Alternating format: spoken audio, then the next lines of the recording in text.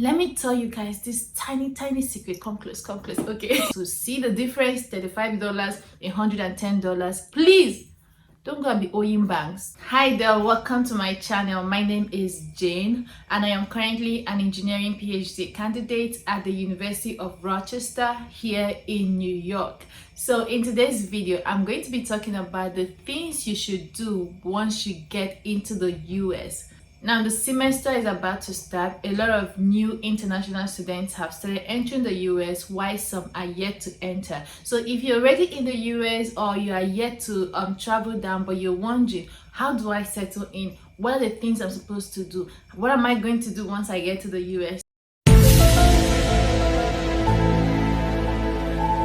Don't worry, just make sure to watch this video from the beginning to the end because I'm going to be telling you the things you should do once you get into the US. If this is your first time coming to my channel, please click the subscribe button to subscribe. Trust me, I have tons of helpful videos like this. You can check them out after watching this one. But if you've already subscribed, thank you. And also make sure to like this video, drop a comment and turn on the notification bell so that once I post a video, you will be notified. Thank you. So let's go. Now the first thing that you should do is to try to get an apartment and settle in. But first of all, I do not advise you to start looking for apartment after you come to the US because you don't want to be spending so much money paying hotel bills or Airbnb or wherever you decided to stay the first night you came here. So I advise you to try and get an apartment even before you come to the US. And because of that, I already made a video. I will attach the video up here or up here. I'll attach the video so that you can go and watch it after watching this video on how you can get apartment in the US as an international student. So after getting an apartment, moving into your apartment, the next thing that you should do is to get a SIM card. Whatever SIM card you had in from your country before coming, you can't really use it here. I mean, you can still use it to make calls, but it's going to be super expensive for you to make calls. So the most advisable thing for you to do is to get a US phone number. There are different network providers in the US. You have AT&T, you have T-Mobile, you have Verizon, you have Leica Mobile, and each of these providers have different plans. So I would advise you to try to browse about these different networks and pick the one that works best for you. For instance, when I came into the US, I went for the cheapest I could find at that time, which is Leica Mobile. I'm not even going to lie to you. I went for the cheapest and it's been years after that and I'm still using it with no issues. So whatever works for you, whatever amount you can afford to pay, whatever plan that you can afford to pay, go for it. Then the next thing that you want to get is a Wi-Fi. Trust me, you cannot do without Wi-Fi in the US. Literally everything that you want to do has to do with the internet. So you need a Wi-Fi in your apartment, and the Wi-Fi that you're going to get depends on the area that you stay in. So you need to ask questions or maybe go online to find the service provider that is very effective or very common in your area. For instance, in my area, the most common is Spectrum, and that is what I use. Now for you to get Wi-Fi, let me tell you guys this tiny secret. Come close, okay?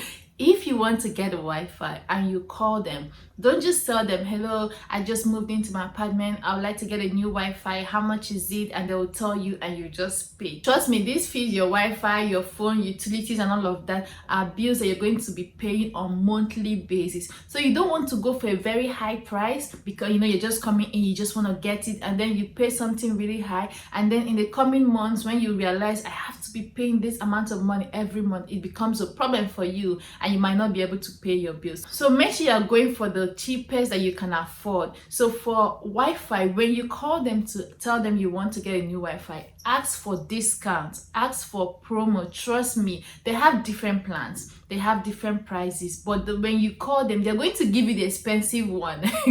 So a subscriber of mine just got into my school and he just came into the US last week, so I've been like trying to help him around. So when I called to get Wi-Fi for him, the salesperson was telling me, okay, they have this plan, it's very good for students, it has this, it has that and that and that and blah blah blah. When he finished talking, I said, how much is it? And this guy told me $110. I don't understand. How do you expect a student to be paying $110 for Wi-Fi on a monthly basis. But I told him, you know what, just never mind. And we kept on trying, and finally he has gotten Wi-Fi for $35. Oh my God! Wow! To see the difference, $35, $110. If he was naive at that moment, or I was naive, and we just went ahead and paid $110, he would have to be paying $110 every month. So my point is, before you get your Wi-Fi, ask questions, try to know the cheapest that is around, and when you call them, ask for discount, tell them what you want, so they won't just try to sell you something that is really expensive. You're welcome.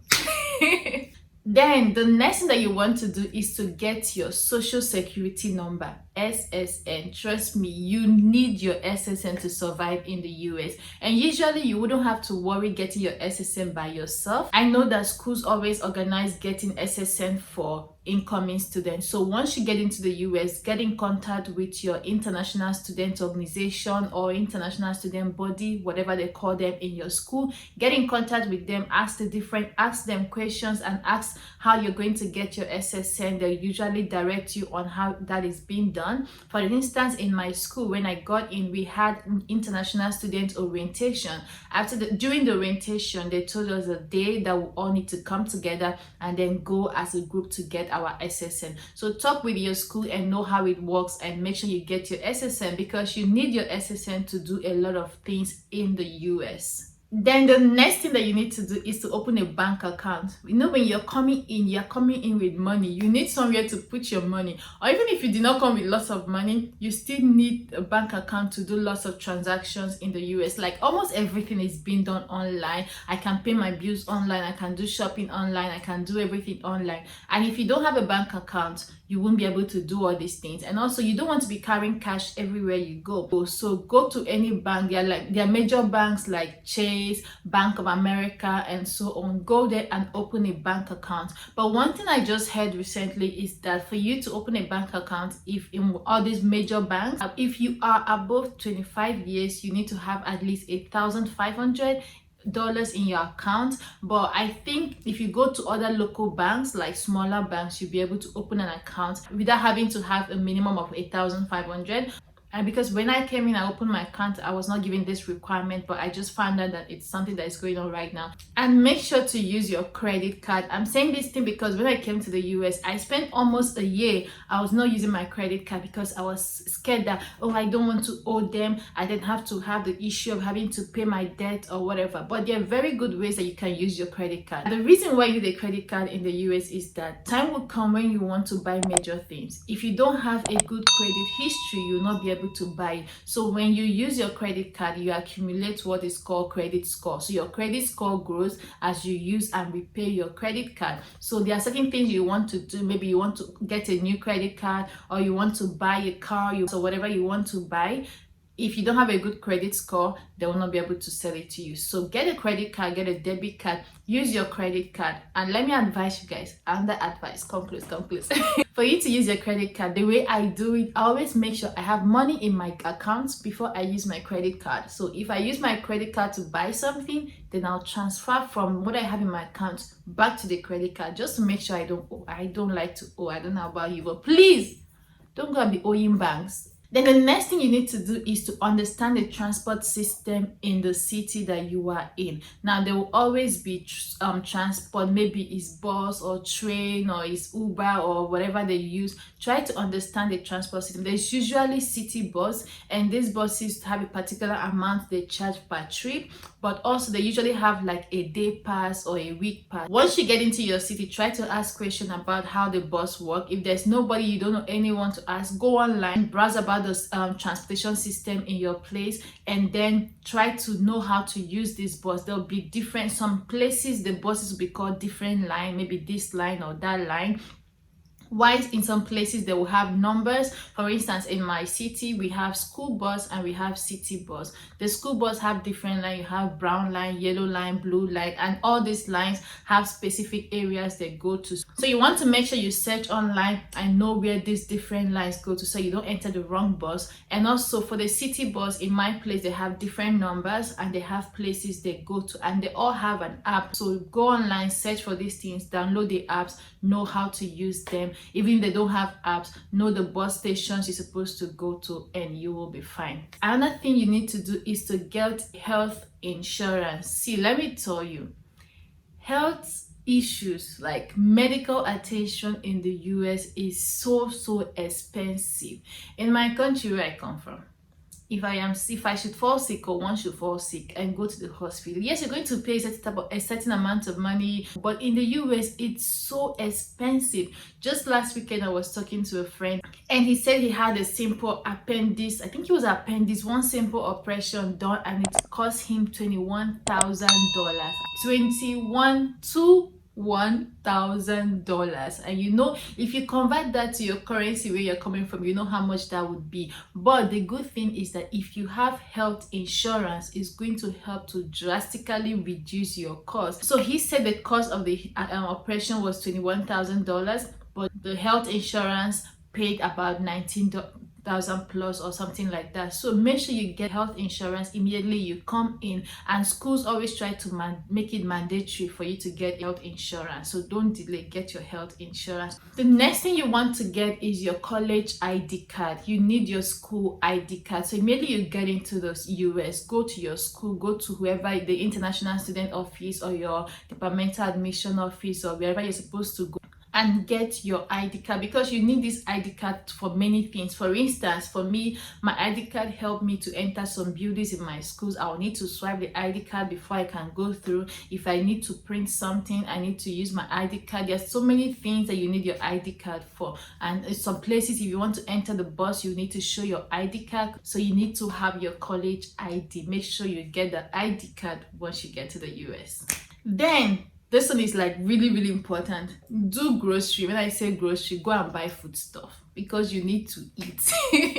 There are different stores in the US and they have different price range for the things they sell. For instance, in my country where I come from, in Nigeria, I come from Nigeria, if I go to a store to buy something and I pick up something and they tell me the price, I can negotiate with them and try to bring the price down, and sometimes it will work and you buy it at a cheap price and you will go. But here in the US, there's no negotiation. Everything has its price tag, so you just be picking and be picking and you pick it and be picking. So you don't want to go to a place and you're picking things and they're super expensive. So this is why you need to find out the stores that are cheap in your state. And sometimes there'll be some stores that certain things are cheap there, while some things are expensive, while in other stores those things will be cheap or something like that. But there are some stores that have their sales at a very affordable price. For instance, Walmart should be your best friend if you're a student.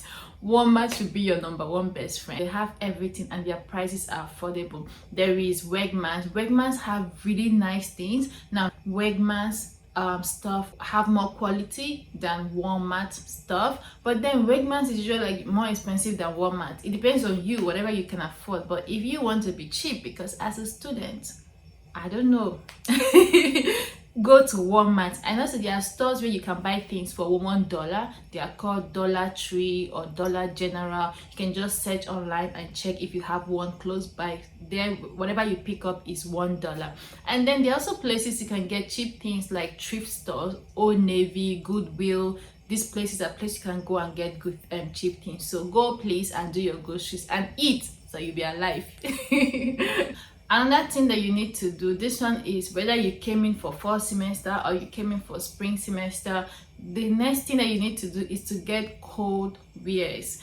When I mean cold wears, I mean things you wear during winter, unless you're in a place like California or Florida where those people, they don't even know what winter is. But if you're in a city where you know that it gets cold and it also snows, please try and get your cold wears. I do not usually recommend that you buy cold wears in your country before coming, unless you're coming from a country where there is snow and stuff like that. But if you're coming from a country where it gets cold but it doesn't really snow, I recommend you just come with whatever you have. But once you get to the US, invest money and buy a very good winter coat. It will save your life.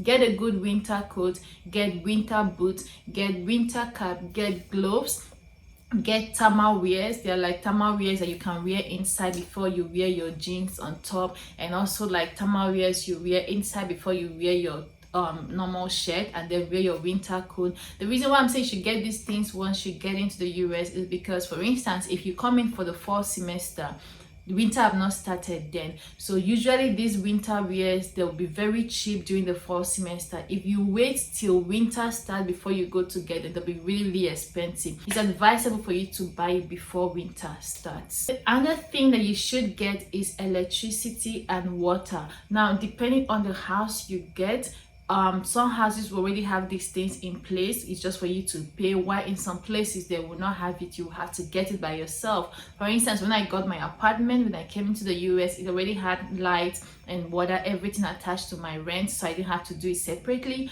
But if yours is not attached to your rent, you need to do it. So it's either you call them on phone, make the payment, and they will come and do it for you, or you go there in person. So try to find out how it works where you are and go get it done, because you need water and you need electricity.